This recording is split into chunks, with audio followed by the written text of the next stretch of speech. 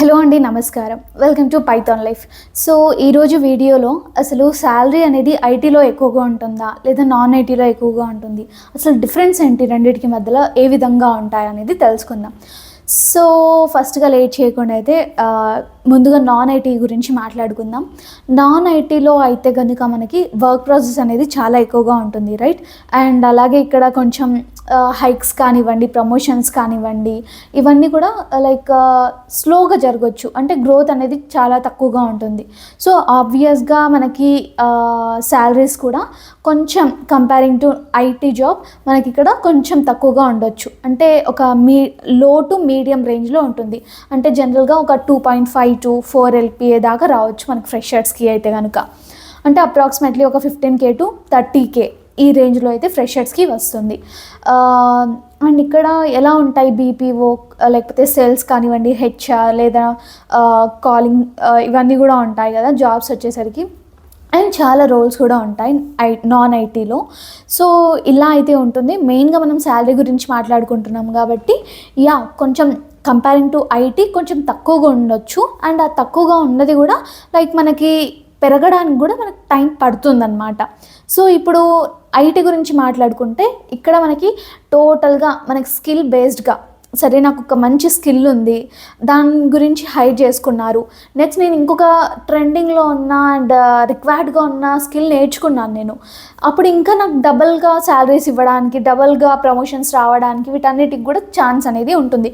టోటల్గా ఎలా ఉంటుంది, నా స్కిల్స్ అండ్ నా పర్ఫార్మెన్స్ పైన వెంటనే ప్రమోషన్స్ రావడము, హైక్స్ అవ్వడం, ఇన్ కేస్ మనం జంప్ షిఫ్ట్ అవ్వాలి అన్న కూడా లైక్ ఎక్కువ శాలరీస్ రావడము, ఇవన్నీ కూడా జరుగుతాయి.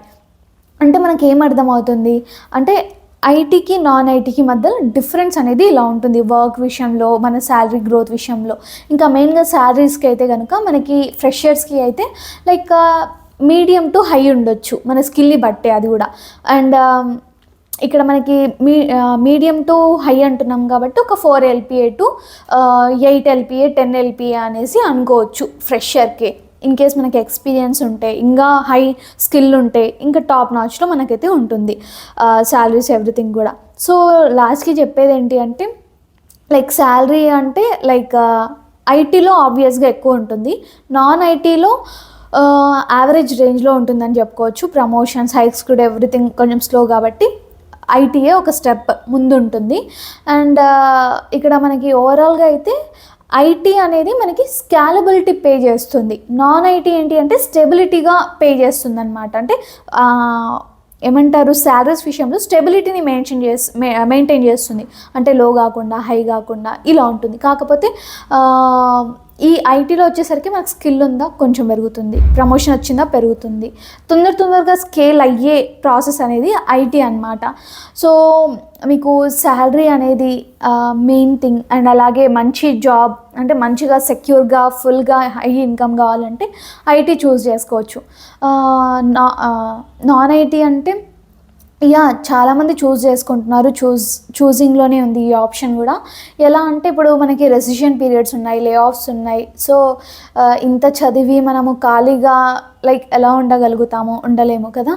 సో నాన్ ఐటీ అయినా ఒకవేళ మీకు ఆఫర్ వచ్చిందంటే జస్ట్ జాయిన్ అయిపోయి లైక్ ఫినాన్షియల్గా ఇండిపెండెంట్గా ఉంటే అన్నిటికంటే బెటర్ కదా. జాబ్ లేకపోవడం కంటే ఒక జాబ్లో నేను ఉన్నాను, నాకు తగ్గట్టుగా ఎవరిని అడగకుండా సంపాదించడం అదొక మెయిన్ థింగ్. కాబట్టి మీరు నాన్ ఐటీలో అలా జాయిన్ అయినా కూడా సరే ఎంత టైం పడుతుంది మీకు రావడానికి, జాబ్ రావడానికి, ఐటీలో జాబ్ రావడానికి, అంతా మీరు లైక్ ఇక్కడ చేస్తూనే మీరు నేర్చుకోవడం, స్కిల్ డెవలప్ చేసుకోవడం, స్కిల్స్ అప్గ్రేడ్ చేసుకోవడం కానివ్వండి, మీరు నాన్ ఐటీ నుంచి కనెక్షన్గా ఎటువంటి ఐటీకి వెళ్ళొచ్చు, వాటిపైన వేస్ అనేవి వెతుకుతూ అండ్ దానిపైన స్కిల్స్ అనేవి నేర్చుకుంటూ కొంచెం ఎక్స్పీరియన్స్ పెంచుకుంటూ లైక్ అక్కడ చేస్తూనే కొంచెం ఆన్లైన్ ఇంటర్న్షిప్స్ ఇలా మేనేజ్ చేసి మీరు నాన్ ఐటీ టు ఐటీకి కూడా షిఫ్ట్ అయ్యే ఛాన్సెస్ ఉంటాయి, ఇంకా హై శాలరీస్ కూడా ఉంటాయన్నమాట. సో ఇలా ఉంటుందండి non IT versus IT salary ranges అయితే కనుక. ఓవరాల్గా మీకైతే అర్థమైపోయింది కదా. సో ఈ విధంగా అయితే ఉంటుంది. సో అసలు కామెంట్లో చెప్పండి, అసలు మీరు ఐటీ చేస్తున్నారా, నాన్ ఐటీ, అసలు ఎక్కడ సైడ్ మీరు వెళ్ళాలి అనుకుంటున్నారు, లేదా ఇంకేమైనా డౌట్స్ ఉన్నాయా కామెంట్ సెక్షన్లో అయితే మెన్షన్ చేయండి. ఎవ్రీథింగ్ కూడా నేను నెక్స్ట్ వీడియోస్లో అయితే కవర్ చేసేసి నేనైతే చెప్పేస్తాను క్లియర్గా. And by the way finally మన పైథాన్ లైఫ్ అయితే ఫుల్ స్టాక్ పైథాన్ కోర్స్ అనేది లాంచ్ చేసేసింది. అది కూడా జస్ట్ 1999కి మాత్రమే. అండ్ ఈఎంఐ ఆప్షన్ కూడా ఉంటుంది ఇక్కడ మీకు. అంటే జనరల్గా కోర్స్ డీటెయిల్స్ కానివ్వండి, ఫీ డీటెయిల్స్ కానివ్వండి, ఎవ్రీథింగ్ మీరు తెలుసుకోవాలి అన్నా, లేదా ఫ్రీ డెమో చూడాలి అన్నా కూడా, అంటే ఫ్రీ క్లాస్ అనమాట చూడాలి అంటే, నేను డిస్క్రిప్షన్లో మెన్షన్ చేసే కాంటాక్ట్ డీటెయిల్స్కి అయితే అప్రోచ్ అయిపోండి. ఎవ్రీథింగ్ కూడా క్లియర్గా చెప్తారు మా టీం. అండ్ అలాగే మీరు ఈఎంఐలో ఎలా జాయిన్ అవ్వాలి అన్నా కూడా వాళ్ళే క్లియర్గా ఎక్స్ప్లెయిన్ చేసేస్తారు. అండ్ కోర్స్ డీటెయిల్స్కి వచ్చేసరికి అయితే ఇక్కడ జనరల్గా చెప్తున్నాను, 200 అవర్స్ రికార్డెడ్ కంటెంట్ అనేది 200 అవర్స్ ఫుల్ స్టాక్ పైథాన్ అంటే ఒక్కసారి ఆలోచించండి ఎంత డెప్త్గా మనకి కంటెంట్ అనేది ఉంటుందో. అండ్ మీకు తెలుగులో మీకు అర్థమయ్యే వేలో విత్ రియల్ టైమ్ ఎగ్జాంపుల్స్తో, కోడింగ్ అంటే అదో డిఫరెంట్ ప్రపంచంలా కాకుండా రియల్ టైంలో ఎగ్జాంపుల్స్ కనెక్ట్ చేసేసి మీకు చెప్పడం జరుగుతుంది. Projects, certifications, mock interviews, resume building, career guidance, ఇలా చాలా టాస్క్, ఇంటర్వ్యూ క్వశ్చన్స్, ఎవ్రీథింగ్ కూడా ఉంటాయన్నమాట. మీకు స్టడీ మెటీరియల్ ఇస్తాము.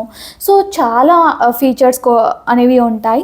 అండ్ బై ద వే మీరు సిలబస్ గురించి తెలుసుకోవాలన్నా ముందుగా మీరు చూడాల్సింది సిలబస్ ఏమేమి ఉంది, అండ్ అలాగే డెమో మీకు ఫ్రీ క్లాస్ నచ్చిందా లేదా, అర్థమయ్యింది అంటేనే జాయిన్ అవ్వండి. And thanks for watching this video. Stay tune for further videos. Thank you so much.